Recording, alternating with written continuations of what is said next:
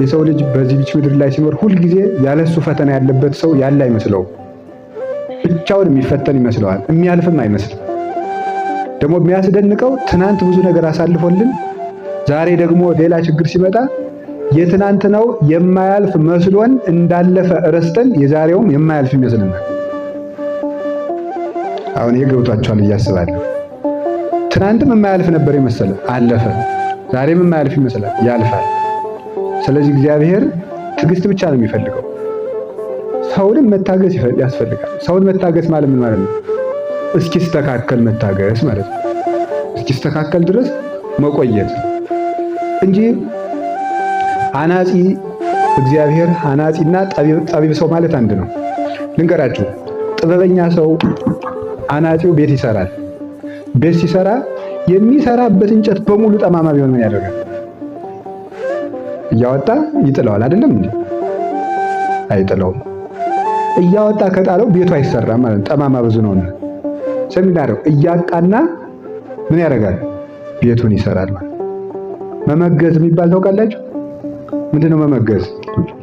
ካበጠው ላይ ይከረክረውና ወይም ደግሞ ከዚህ ከጎበጠው ላይ ይከረክርና ፍላጭ እንጨት ሲያስገባበት ይቃናል። እዚያ በኋላ ተቃንቶ ድምድም ላይ ይወጣል ማለት ነው።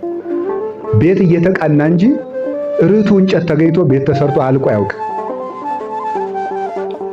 ሰውም ቢሆን እየተቃና ነው እንጂ ከአንዱ ሰው ላይ አንድ ችግር ስናገኝ ከዚያ ስንሸሽ፣ ከአንድ ሰው ጋር አንድ ነገር ሲያደርግ ከዚያ ስንሸሽ፣ አንዱ ሆዳም ሆኖ እናገኘዋለን፣ አንዱ ሌባ ሆኖ እናገኘዋለን፣ አንዱ ምቀኛ ሆኖ እናገኘዋለን፣ አንዱ ነገር ሰሪው እናገኘዋለን፣ አንዱ ለፍላፊ እናደርገዋለን ብሎ እናገኘዋለን።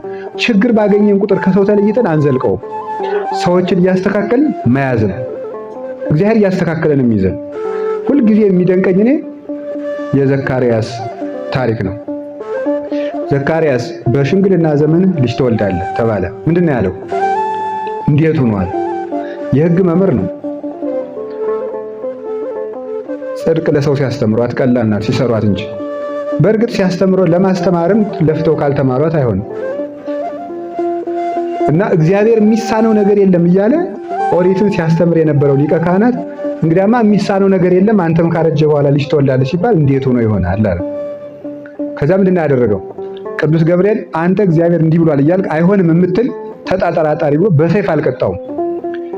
እዚች ምላሱ አካባቢ ዘካርያስን እንጨት አድርጋችሁ በሉ፣ ጸጋውን ቤት አድርጋችሁ ሰዱ፣ ቅዱስ ገብርኤልን ሐናጺ አድርጋችሁ ሰዱት። ምንድነው ያደረገው? አንደበቱ አካባቢ ቅዱስ ዘካርያስን የቤት መስሪያ እንጨት አድርጋችሁ ስሉ፣ አንደበቱ አካባቢ ጉድለት ተገኘችበት ማለት ነው። ምን የምትል የጥርጥር እሷው ላይ አቃናት ማለት ምን ያደርጋት? ዲዳ አደረገና 6 ወር ዘጋትና እሷን አቃንቶ ልጁን ሰጠው ማለት ነው። ቤቱን ሰራለት። እግዚአብሔር እያስተካከለን የሚይዝ እንጂ ችግር ሲጎባጣ በተቀኘ ቁጥር እግዚአብሔር እያወጣ አይጥልም፣ እያቃናን የሚይዝ።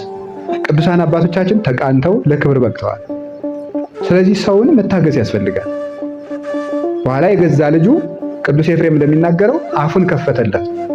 መልካም ልጆች እንደ ዮሐንስ መጥምቅ የአባታቸውን አፍ ይከፍታሉ፣ ነውረኞች ደግሞ ነውር ሰርተው የእናት የአባታቸውን አፍ በአደባባይ ይዘጋሉ ይላል። ይሄ ልጅህ ነው? አዎ ያስብላቸዋል ማለት ነው። ዮሐንስ ግን ሲወለድ የአባቱን አፍ ከፈተ። እናት አባቴ